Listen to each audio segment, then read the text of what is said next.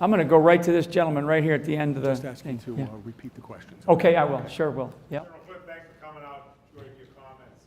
I fully intend on buying the book. Can you give us an idea, a little prelude to what your plans are to defeat the ideology? Yeah, I mean, one of the things is that, and I start with this, and this really goes after being able to attack the ideology, discredit the ideology. I mean, we still have to do some military operations and the kinds of things that we're doing, but this doesn't mean, you know, more boots on the ground, because I always get asked that question. One of the things that I call for in the book is the creation of a new 21st century alliance. Rabbi Hausman mentioned President Al-Sisi of Egypt. President Al-Sisi is a good friend of mine. I've known him for a long time. He and I were we were colleagues when I was the senior intelligence officer at U.S. Central Command down in Tampa. We had responsibility for East Africa, the Middle East, and Central Asia. And Al-Sisi was the head of intelligence at that time in the Egyptian military. So he and I became friends, actually.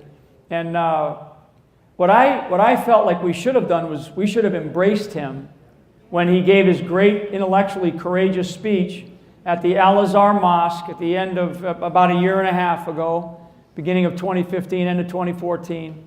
And Al-Azhar Mosque, for people that don't know, it's kind of like the analogy, it's sort of like the Vatican of the Muslim world. And first time a Muslim leader of a country ever spoke in front of that other than an imam or a cleric. So he stood there and we did not embrace him. We should have embraced him. One of the things that I call for is a new 21st century alliance, and principally putting the burden on the backs of the Arab world. And Al-Sisi was calling for that. So there's some steps that we're trying to take right now, actually in the political process, to try to get this idea in place. It will exist. It will exist. Trust me, it will exist, because we have to, the Arab world has to take more responsibility for what's happening. But in order to get there, they're going to need U.S. leadership. But the idea of discrediting the ideology, we spent 40 years discrediting the ideology of communism. 40 years. I mean, I remember as a kid talking, you know, about communists, right, in school and what it meant and what we had to do as a kid growing up. We can't talk about radical Islamism in our school system. I mean, you'd be thrown out, you'd be suspended, you'd be sent home. And then you as parents, with your kids, people would be, you know, wondering about you. You'd be called names. We can't have that. We are facing another ism, just like we face Nazism and fascism and imperialism and communism. This is Islamism, and it is a vicious cancer inside the body of 1.7 billion people on this planet, and it has to be excised. So, and we should not fear this idea. We should define it clearly, and we should go after it. Egypt's having the damnedest time right now, and we should like put Al-Sisi on a pedestal. You know, honestly, I mean, we should, because he, you know, it's like the guy is like, he recognizes it for what it is. Now, why? Maybe he spent a lot of time in the West. Maybe because he's got a decent education. Maybe because he's just a guy that gets it. But he recognizes that, hey, and frankly, as I've said very publicly, Egypt is one bullet away from total anarchy. Total anarchy. Al-Sisi gets assassinated, which I know that he's got massive protection around him. But if he goes, there's not some other guy behind him. There's some other people, but there's not somebody like him. That's a problem. It's a problem in that region sometimes, you know, where you don't build, like Israel builds leaders. They invest in their future. These countries, they don't. They don't. They steal.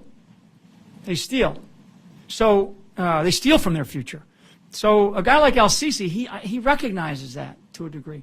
And I think that others, the monarchies have a difficult time. You know, and they have to invest in their future. I think that what happened, back to your question, I think that what happened was a smart decision because they looked at the future. They looked at a 30-year-old kid that could be around for 60 more years because he comes from a line that actually lives a long time. They look at that, okay? So maybe he'll be around till he's 90 and he can take Saudi into a new direction. I hope. I mean, I'm hopeful in that. I'm actually talking to a lot of these folks in that country, encouraging them to think like that. And I hope that they do. But this 21st century alliance is an alliance where you bring the Muslim nations together, the leaders, so like President al-Sisi, out of Egypt, the Kingdom of Saudi Arabia, which is Mohammed bin Salman, What about King of countries Jordan. like, what about Indonesia? I mean, Indonesia too, Indonesia too. Singapore is actually doing some good work. Indonesia must be brought into this as well. So essentially from Indonesia to Morocco, but there is a tighter shot group where these nations are willing to provide capabilities. They're willing to provide boots on the ground, but they don't know how to organize themselves. They don't know how to lead this type of a coalition. And in a way, if you were to use an analogy, it would be like a sort of an Arab NATO-like, organization. I mean, in a way, people understand NATO, but a new type of one, and one that where the Arab nations have to take some responsibility. They have to be held accountable. They have to step up to the plate. شكرا لكم على المشاهدة، ولا تنسوا الاشتراك في القناة ومشاهدة الفيديوهات السابقة.